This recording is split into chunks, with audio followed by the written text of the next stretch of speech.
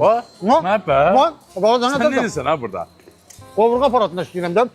Yekçi oğlansan. Bu qovurqa aparatı tək bu tumları qovurmur. Nə yığmısan bura? Fındığı, badamı, boran tumunu. Bu qovurğa aparatı tək tum qovurmur. Nə qədər çərəz var buna bax. Fındıqdır, balqabaq tumudur, yer qozudur, yer fındığıdır, badamdır. Durursan bura, artıq suyunu, sosunu, duzunu nə var əlavə edirsən, buradan hazır məhsul çıxır da. Doğrudan deyirsən. Hə, mənə. Sən bir də verim tadına bax.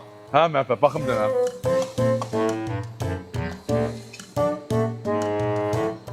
Buyur. Elə bir çox qoy, nə bir dada baxmağa. Yarı yida. Məhbə, Gördün? bunu bu aparat belə qovurub, duz uzadı hamısı yerində. Bəli. Sən belə. Mənə bir paket fındıq, bir paket badam, bir paket də boran tumu. Mənim gözümsə.